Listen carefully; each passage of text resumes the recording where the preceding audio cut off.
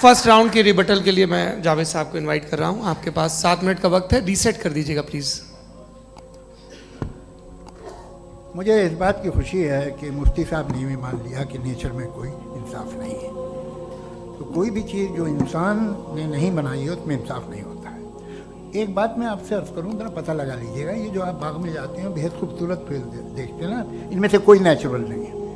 ये सारे फूल क्रॉस करके बनाए गए हैं। जो जंगल में फूल होते हैं नहायत मामूली होते हैं, ये फूल इंसानों ने बनाए हैं। जो आप बाग में देख के वाह वाह कहते हैं, ये इंसानों के बनाए हुए हैं। डिफरेंट फूलों को क्रॉस करके, डेवलप करके, फिर क्रॉस करके इस तरह से बनाए गए। नेचुरल फ्लावर नहीं। किसी जंगल वीरान में जाके आप गुलाब के फूल नहीं देखेंगे। ये सब बनाए हुए इंसान ने, बहुत से काम इंसान ने किए हैं। बाकी है कि आपने मेरी एक बात का जवाब नहीं दिया, जिससे मुझे शिकायत है कि फेथ क्या है और आप फेथ मांगते क्यों हैं मुझसे।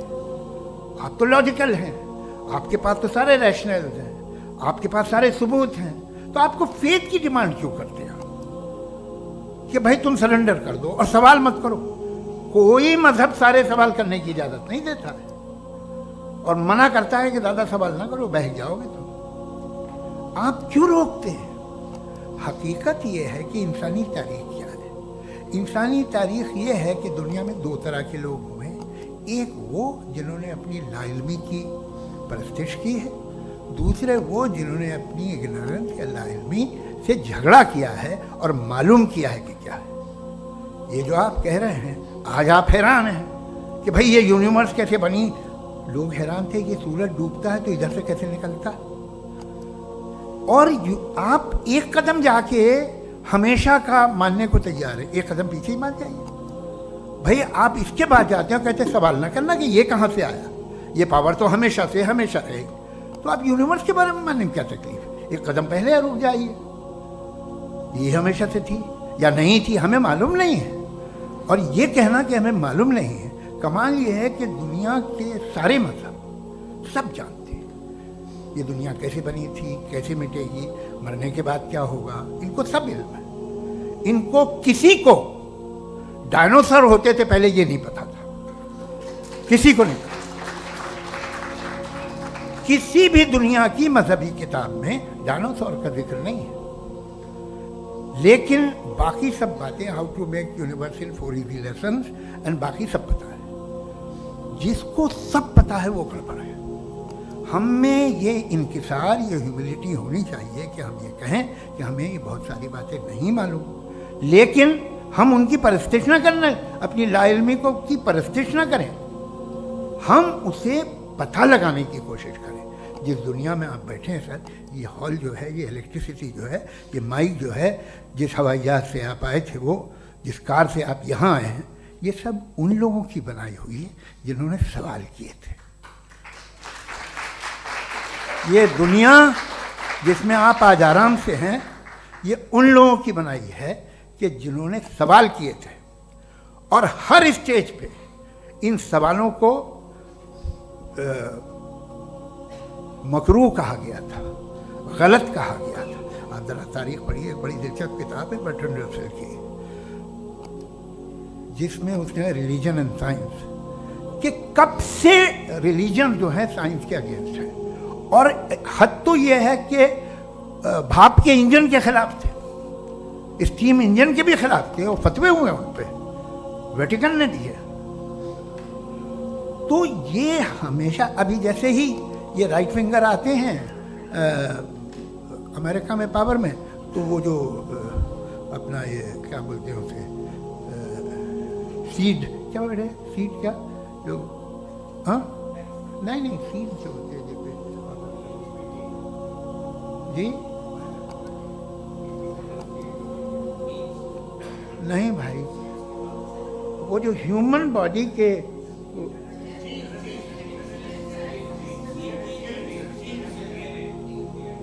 उस पर रिसर्च बंद हो जाती है, रिपब्लिकन नहीं करने देते।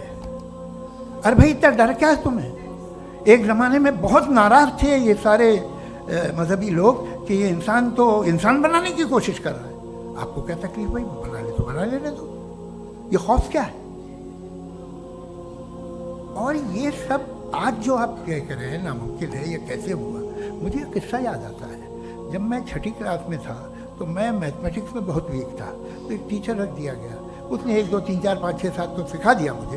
वो दिन मैं भूल नहीं सकता हूँ मुझके साथ। जिस दिन उसने ये बताया कि 1/2 क्या होता है और 3/4 क्या होता है, मुझे ऐसा लगा कि मेरा सर बीच से फट जाएगा। ये आदमी कह रहा है कि जो दीवार के अंदर जाओ वॉक करते हुए। आज हंसता हूँ मैं इस बात पे। तो आज जो बातें आपके जहन से बिल्कुल परे हैं और आप हैरान होते हो देख के, एक वक्त आएगा कि मामूली लगेंगी। और हुआ है, आपकी इंसानी तारीख ही है। इतनी जल्दी सारे फैसले आप मत कर लीजिए, थोड़ा ये ह्यूमिलिटी रखिए कि भाई ये हमें नहीं मालूम। ये कहने में क्या है, ये यूनिवर्स कहाँ तक फैली, ये कब से है और कब तक रहेगी, हमें नहीं मालूम। आपने फैसला कर लिया कब बनी। ये आपके हिसाब से कोई 14 बिलियन ईयर बनी जो समझा जाता है। उससे पहले हजारों करोड़ों अरबों साल तक खुदा बैठा क्या कर रहा था? खामोश बैठा था, ऐसी जमाइयाँ ले रहा था। फिर उसे आइडिया है, यार एक काम करते, वक्त अच्छा गुजर जाएगा, यूनिवर्स बनाते। सोचिए, वो तो हमेशा से है ना, मगर यूनिवर्स हमेशा से नहीं है। ये तो बनाई गई है। और उससे पहले क्या था, इनका क्या काम था? कैसी बात है, ये बड़ा आसान है। जो बात हमें आज धीरे धीरे पता चली है, बरसों 2000 और 2500 साल पहले आपको किसी ने बता दिया कि क्या था, आप मान गए। और तब से वही मान रहे हैं जो 2500 साल पहले कहा गया था। सब कुछ बदल गया है, सॉल्व हो रही हैं चीज़ें। अभी साइंस बिल्कुल दावा नहीं करती, या कोई फिलोसफर ये दावा नहीं करता कि हमें सब मालूम, बल्कि वो कहता है कि हमें जितना मालूम होता है उससे ये मालूम होता है कि हमें कितना कम मालूम। तो हम अपनी जहालत से लड़े, उसकी परस्तिश न करें। जी, time. Thank you so much. मैं तर्कों की श्रृंखला में राउंड 2 के लिए मुफ्ती साहब को आमंत्रित कर रहा हूँ। आपके पास एक बार फिर से 7 मिनट का वक्त है। शुक्रिया। जनाब जावेद अख्तर साहब कई मर्तबा दोहरा रहे हैं कि फेथ का मतलब बताइए, फेथ का मतलब बताइए। मैंने बता दिया, फेथ सही भी होता है, गलत भी होता है। और आज हम फेथ पे बात नहीं कर रहे, हम ट्रुथ और डज गॉड एग्जिस्ट पे बात कर रहे हैं। क्या डज गॉड एग्जिस्ट, ये ट्रुथ यानी गॉड है या नहीं है, इसमें से दोनों ट्रुथ क्या है। अब आप उसे फेथ कह लें, बिलीफ कह लें, नॉट माई बिजनेस। उसके बाद आपने कहा कि भाई सवाल करने से मजहब रोकता है। मैं कहता हूं जो रोकता है वो रोकता होगा, मैं नहीं रोकता। बल्कि सवाल करें, सवाल करना चाहिए। सवाल कर करके तो हम आगे बढ़ते हैं, तरक्की करते हैं। और इसीलिए मैं आज यहाँ पे आया हूँ। लेकिन सवाल सिर्फ खुदा से नहीं होगा, आपसे भी होगा। सवाल एथिज्म से भी होगा। सवाल सिर्फ मजहब से नहीं होगा, सबसे होगा। और आज मैं सवाल करूंगा और उम्मीद है कि आप जवाब देंगे। अभी तक आपने वैसे कॉन्टिंजेंसी आर्गुमेंट का कोई जवाब नहीं दिया है। चलें, आपने कहा यूनिवर्स के बारे में इटर्नल क्यों नहीं बोल देते। ये चूंकि लॉजिकली पॉसिबल ही नहीं है कि यूनिवर्स इटर्नल हो। यूनिवर्स एक कॉन्टिंजेंट चीज है जो टाइम एंड स्पेस की पाबंद है, टाइम एंड स्पेस से बाउंड है। जो टाइम एंड स्पेस से बाउंड होगा वो कॉन्टिंजेंट होगा। जो कॉन्टिंजेंट होगा वो उसकी बिगिनिंग हुई होगी। जिसकी बिगिनिंग हुई होगी वो इटर्नल नहीं हो सकता। ये तो कॉमन सी बात है। आपने कहा कि किसी मजहबी किताब में डायनासोर का जिक्र नहीं है। अफसोस कि आज तक किसी मैथमेटिक्स की किताब में मुझे डायनासोर का जिक्र नहीं मिला। तो इसका मतलब मैथमेटिक्स की किताब बेकार है? नहीं, उसका वो टॉपिक नहीं है। रेवलेशन का और मजहबी किताबों का टॉपिक ये नहीं है कि आपको आके बताए साइकिल कैसे बनाते हैं, या आकर ये बताएं कि जो है डायनासोर कब था। वो तो मोरालिटी सिखाने आया है, गॉड के बारे में बताने आया, नॉन फिजिकल रियलिटी की हकीकत को सिखाने के लिए आया। रिलीजियन साइंस को रोकता है? नहीं रोकता। अगर रोकता है तो गलत करता है। रिलीजियन साइंटिज्म को रोकता है, जिसमें हमारे जावेद साहब मुब्तला हैं। साइंस और साइंटिज्म में फर्क है। साइंटिज्म यह है कि आप समझें कि साइंस और साइंटिफिक मेथोडोलॉजी ये नॉलेज को हासिल करने का वाहिद सोर्स ऑफ नॉलेज है। यह है साइंटिज्म। हम इसे रिजेक्ट करते हैं। हम साइंस को तो तरक्की करते हैं। भाई आप हमारी पूरी तारीख कर लें, पढ़ लें तो आपको पता चल जाएगा। बहरहाल ये अलग टॉपिक है। उसके बाद इन्होंने एक लफ्ज़ कहा, वेटिकन ने फतवा दिया। वेटिकन का फतवे से कोई ताल्लुक नहीं है, दोनों कॉन्ट्राडिक्टरी अल्फाज हैं। उसके बाद उन्होंने कहा कि भाई हमें नहीं मालूम अगर नहीं मालूम तो क्लियरली कह देना कि नहीं मालूम है, इसमें क्या हर्ज है। तो वही तो मैं कह रहा हूं ना कि आप कह दें कि नहीं मालूम, लेकिन क्लेम क्यों कर रहे हैं कि गॉड एग्जिस्ट नहीं कर रहा है? आप कह दें नहीं मालूम है, हो सकता है हो सकता ना हो, लेकिन आप क्लेम कर रहे हैं। The moment you say God does not exist, this is a claim, and now the burden of proof is upon you too, जैसे हमारे ऊपर है। और क्यों है मैं बताता हूं, क्यों है ये भी मैं बताता हूं। फिलोसॉफिकली जो क्लेम होता है ना, सिर्फ ये नहीं होता कि इंसान कहे पॉजिटिव क्लेम करे और नेगेटिव क्लेम करे तो बर्डन ऑफ प्रूफ नहीं है। आप मिसाल के तौर पे मैं कहूं कि फुला उस कमरे में कोई नहीं है, मैंने एक नॉलेज का क्लेम किया है। उस कमरे में कोई नहीं है, मैंने एक नॉलेज का क्लेम किया। या तो मैं कहूं मुझे नहीं पता, हो भी सकता है नहीं भी हो सकता है, this is not a claim. लेकिन जब मैं कह रहा हूं कि वहां कोई नहीं है या मैं कह रहा हूं वहां कोई है, दोनों क्लेम है और दोनों के ऊपर बर्डन ऑफ प्रूफ है। हमारे ऊपर भी बर्डन ऑफ प्रूफ है, मैंने कंटिजेंसी आर्ग्यूमेंट दिया, इसे तोड़कर दिखाइए।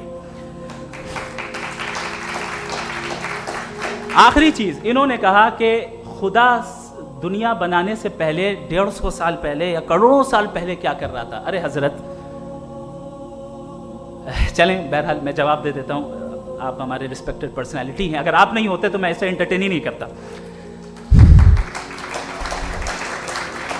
टाइम, ये 100 साल पहले या 100 साल बाद, पहले बाद में अभी, ये वो अल्फाज हैं जिनका ताल्लुक टाइम से है। टाइम शुरू ही हुआ है यूनिवर्स की बिगिनिंग के बाद, तो उसके पहले खुदा क्या कर रहा था? सवाल इलॉजिकल है, ये फेलेसी है।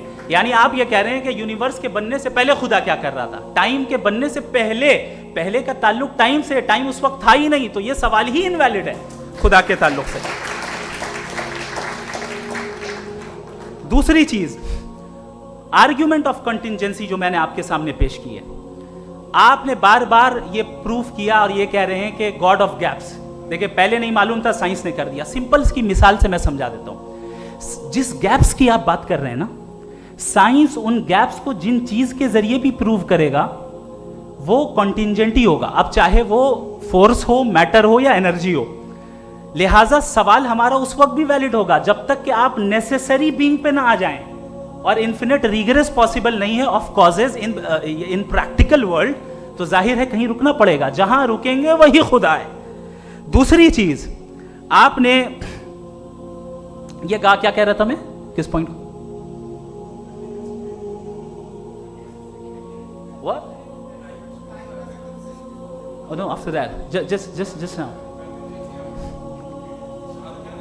हाँ, जहां रुकेंगे वही खुदा है। बहरहाल, तो टाइम का जिक्र हो गया, गॉड ऑफ गैप, सॉरी, या इसकी एक मिसाल आप ले लें। एक कार है, एक साहब ने देखा कि भाई कार जो है उसके व्हील्स कितने अच्छे लगे हुए हैं, सही जगह पे, स्टीयरिंग जो है कितने अच्छे जगह पे लगी हुई है, और सीट्स कितने वेल डिजाइंड है, कितनी प्रिसाइजली ये कार काम कर रही है, तो जरूर कोई ना कोई इसे क्रिएट किया है, किसी ने क्रिएट किया है। अब जावेद साहब आए और कहे, अरे जनाब बोनेट खोलिए, इसमें इंजन है, इंजन इस कार को चला रहा है, hence prove no one has created the car. This is illogical, this is irrational. आपने इंजन के जरिए उस गैप को तो साबित किया, लेकिन क्या उससे कार की जो क्रिएशन है और उसका जो क्रिएटर है ये इम्पॉसिबल हो जाए? ऐसा पॉसिबल है? उसका सवाल खत्म हो जाए, ऐसा पॉसिबल है? नहीं। आपने गैप्स को फिल करके, कॉन्टिंजेंट चीजों से गैप्स को फिल करके हमारे ऑब्जर्वेशन को और ब्रॉड कर दिया। अब हमें और पता चल गया कि ये जो कार है इसका सिस्टम कितना ज्यादा कॉम्प्लेक्स है। पहले कम समझते थे, अब कॉम्प्लेक्सिटी और ज्यादा वाजे हो गई। अब हमें समझ में आ रहा है कि हमारी सर्टेनिटी और बढ़ गई कि जरूर इस कार को किसी ना किसी ने बनाया। यही मामला यूनिवर्स का है। साइंस हमेशा फिजिकल वर्ल्ड की चीजों को ही फिल करती जाएगी और फिजिकल चीजों से ही करती जाएगी, चूंकि एम्पेरिकल एविडेंस का ताल्लुक फिजिकल वर्ल्ड से है। आप साइंस के जरिए मेटाफिजिकल रियलिटी को कभी साबित नहीं कर सकते। ये रॉन्ग टूल का इस्तेमाल करना है। ये वही काम है कि आप मेटल डिटेक्टर से प्लास्टिक डिटेक्टर करने चलें, जो कि जाहिर है सही नहीं है। Thank you.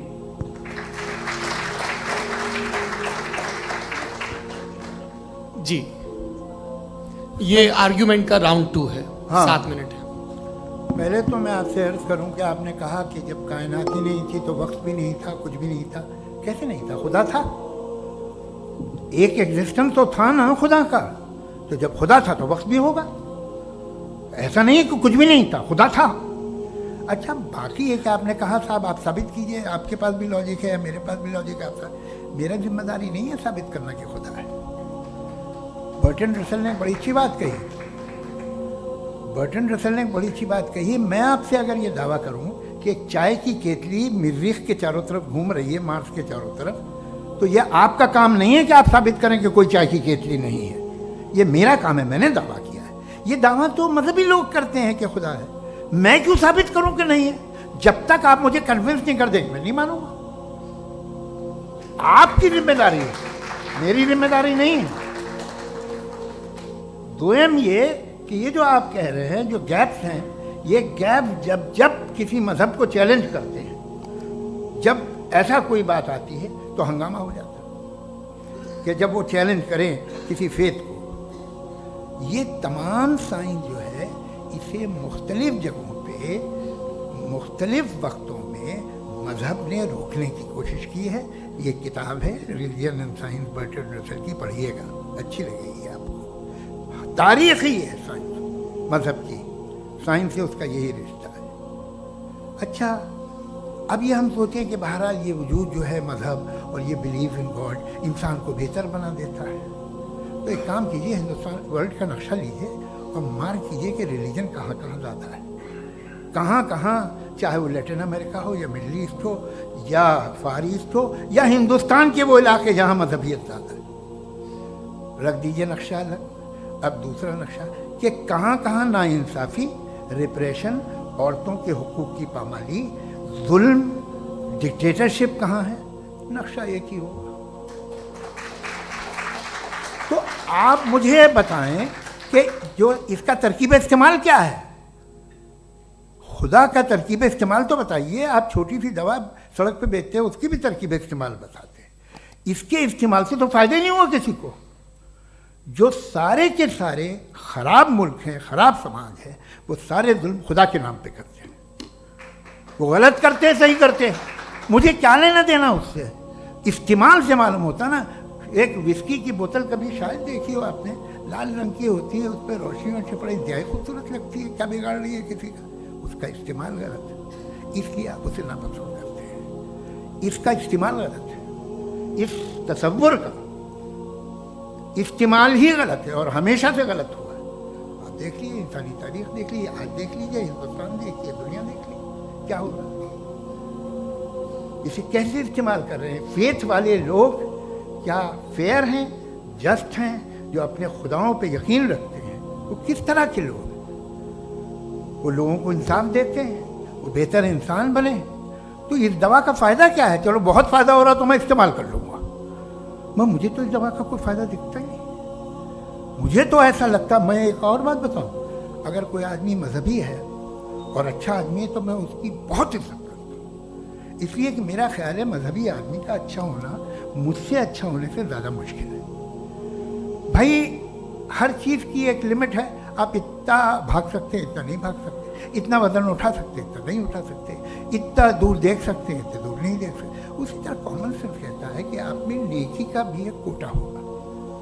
अब आप अगर सुबह जाते हैं अपनी इबादत गाह और इबादत करते हैं, तो बाहर निकलते हैं तो आप तो यही महसूस करते हैं कि आपने एक बहुत अच्छा काम किया, आपकी नेकी का एक बहुत बड़ा कोटा खर्च हो गया जिससे किसी का कोई फ़ायदा नहीं। मैं तो नहीं जाता हूँ तो मुझे तो किसी को खाना खिलाना पड़ेगा, किसी बेवा की मदद करनी पड़ेगी। मैं अपना कोटा कैसे कंज्यूम करूँ? आप अपना कोटा, सारे मजहबी लोग इंतहाई यूजलेस कामों में यूज़ करते हैं। उसके बाद भी अगर आप में बच्ची है थोड़ी सी शराफत, तो भाई वाह, क्या बात।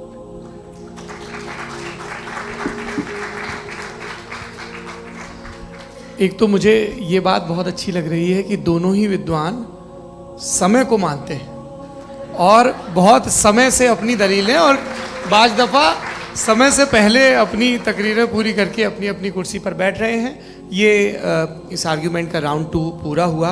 अब रिबटल का राउंड 2 है और उसके बाद क्रॉस एग्जामिनेशन होगा। नहीं, आपका आर्ग्यूमेंट हो गया सर। हमारे यहाँ स्कूल के सिलेबस में पंच परमेश्वर कहानी पढ़ाई जाती है, प्रेमचंद जी की लिखी हुई। आप निश्चिंत रहिए, आपके कोई राउंड में मिस नहीं होने दूंगा। रिबटल का राउंड 2 मुफ्ती शमाइल नदवी साहब।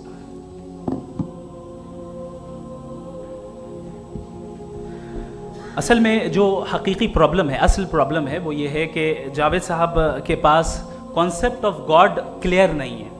इन्होंने कहा कि कायनात से पहले खुदा तो था, तब भी तो टाइम होगा। ये टाइम कायनात का हिस्सा है। हम खुदा, उस खुदा को मानते हैं नेसेसरी बीइंग का टाइमलेस होना ज़रूरी है, चूंकि वो टाइम का क्रिएटर है। जब उसने टाइम को क्रिएट किया तो वो खुद टाइम पे कैसे होगा? उसने जब स्पेस को क्रिएट किया तो खुद स्पेस में कैसे होगा? अगर वो टाइम एंड स्पेस को पहले से ही उसका पाबंद है तो फिर किस चीज़ को उसने क्रिएट किया? लिहाजा ये सवाल गलत है कि खुदा था तो टाइम होगा। बिल्कुल नहीं, टाइम के पाबंद हम है, खुदा नहीं है। हम फिजिकल वर्ल्ड से ताल्लुक़ रखते हैं, वो मेटाफिजिकल रियलिटी है।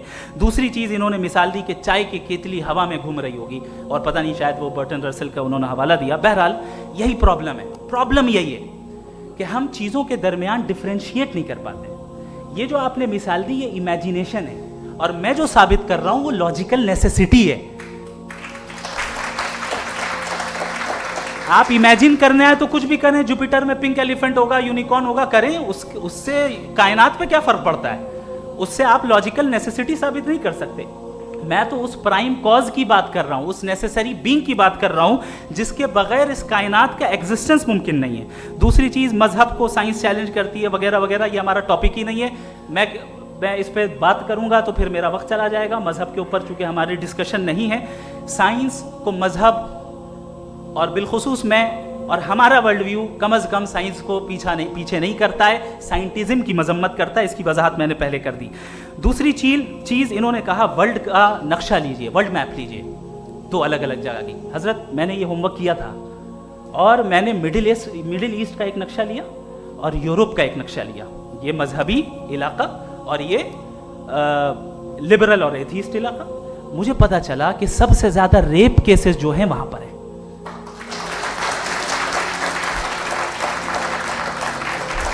मुझे ये पता चला यूएन की रिपोर्ट के मुताबिक, मैं ये अपने घर से नहीं लेके आ रहा, कि जो वर्किंग वुमेन है यूरोपियन कंट्रीज में, उसमें 81% वुमेन सेक्सुअल हैरेसमेंट का वर्क में शुमार हो रहा है। ये मिडिल ईस्ट में नहीं हो रहा है, वो मजहबी लोग हैं इसलिए नहीं हो रहा है। दूसरी चीज आपने ये कहा कि मजहबी आदमी का अच्छा होना हमारे अच्छे होने से बहुत मुश्किल है, बहुत मुश्किल है। तो इसका मतलब यह है कि गॉड के अलावा आपके पास अच्छे और बुरे का कोई स्टैंडर्ड है। मैं चाहूंगा कि कन्वर्सेशनल स्टाइल वाली डिस्कशन और सेगमेंट पे इसी पे बात कर लेते हैं। Thank you very much.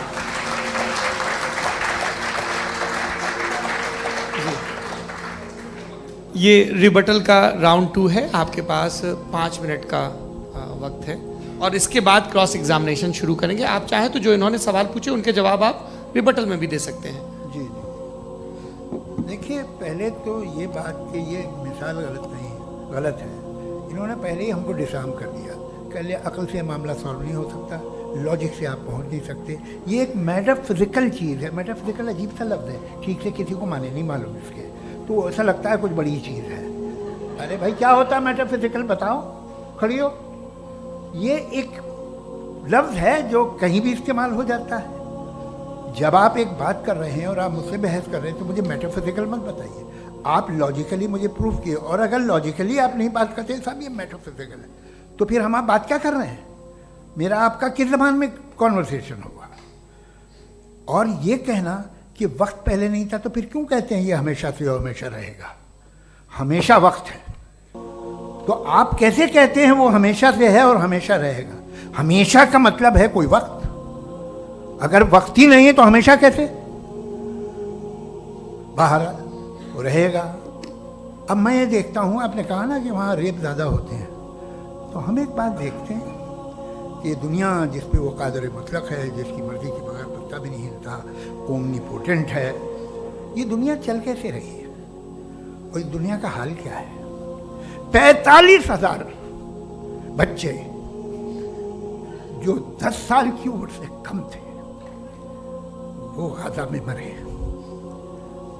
भूख से काला हांडी में बच्चे मरते हैं और डिप्थेरिया से मरते हैं। डिप्थेरिया अजीब मर्ज है, गले में जाली मरना शुरू होती है, बच्चा नीला हो जाता है, गरीब का बच्चा, इसलिए कि उपास ये कादर मुतलक है जो चाहे कर दे। इसलिए आप दुआएं मांगते हैं हमारी ये काम कर दे वो कर दे, तो इसका मतलब डे टू डे लाइफ में वो इंटरफेयर करता है। और ये देख रहा है वो, अगर वो वाकई भी है फॉर डिस्कशन से, तो मैं जब दुनिया देखता हूँ तो मेरे दिल में उसके लिए कोई इज्जत नहीं पैदा होती। ये क्या कर रहे हो तुम पूरे ऑल पावरफुल हो, ओमनीपोटेंट हो, ओमनी प्रेजेंट हो। तुम तो वहाँ गाजा में रहे होगे ना, तुम हर जगह हो। तुम देख रहे थे कि बच्चे की कैसे धज्जियाँ उड़ रही, तुम देख रहे थे और तुम चाहते हो मैं तुम्हारी परस्तिश करूँगा, तुम हो भी। अरे यार, इसके अच्छे तो हमारे चीफ प्राइम मिनिस्टर हैं, कुछ तो ख्याल करते हैं। कमाल है, आप किसकी इबादत कर रहे हैं? अगर वो है भी, ये दुनिया नाइंसाफी से, जुल्म से, जबर से, तशद्दुद से भरी हुई है। और आप ये मत कहिएगा कि वो देख रहा है और वो बताएगा एक दिन। अगर वो देख रहा है और इंटरफेयर नहीं करता तो आप दुआ क्यों मांगते? आप कहते हैं मेरा ये काम करा दे, इसके मतलब है वो दखल दे सकता है, वो आपको नौकरी दिलवा सकता है, भले दूसरे आदमी को न मिले, मगर आपका काम कर देगा चूंकि आपने दुआ मांगी है।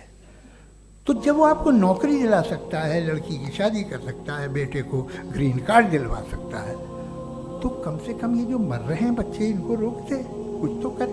मुझे तो दुनिया में, इस दुनिया का कोई मालिक है, इसका ओमनीपोटेंट कोई रूलर है, और ये दुनिया ऐसी चल रही है। मैं तो चाहूँगा कि भाई ना हो, अगर हो तो बड़ी शर्मिंदगी की बात है। शुक्रिया।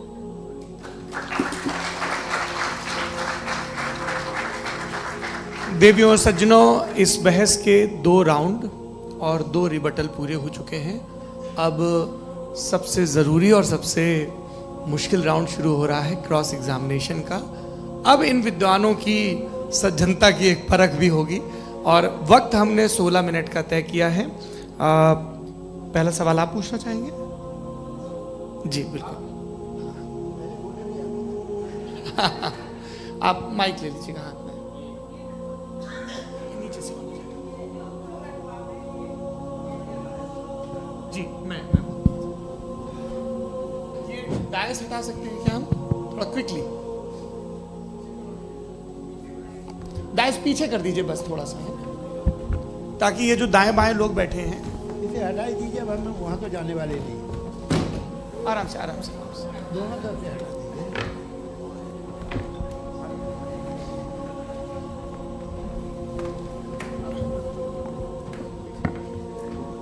इस बीच आप लोग भी अपने अपने सवाल तैयार कर लें। ये ध्यान रखेंगे कि मैं यहाँ से सवाल लूँगा, आप लोगों को अपना हाथ ऊपर करना है, अपना नाम बताना है और अधिकतम 3 वाक्यों में अपना सवाल पूरा करना है। कई लोग सवाल की जगह भाषण देने लगते हैं, उससे आज बचना है। जी मुफ्ती साहब, पहला सवाल आपका, 16 मिनट है, हम दोनों लोगों के सवाल लेंगे। जी जी, बहुत शुक्रिया। आपकी जो अभी बात हुई बहुत अहम थी, मैं इसको चाहूँगा कि आगे डिस्कस करूँ, लेकिन चूँकि अभी ये वो सेगमेंट है क्रॉस एग्जामिनेशन, तो सबसे पहला सवाल आपसे ये है कि जो मैं इतनी देर से कॉन्टिंजेंसी आर्ग्यूमेंट आपको बता रहा था, ये अकल से ही बता रहा था हजरत। आप ये बताएं कि आप इन्फिनिट रिग्रेस ऑफ कॉजेस को पॉसिबल मानते हैं या नेसेसरी बीइंग के एग्जिस्टेंस को सही समझते हैं? चूंकि 2 ही ऑप्शन हो सकता है, आप ये बताएं।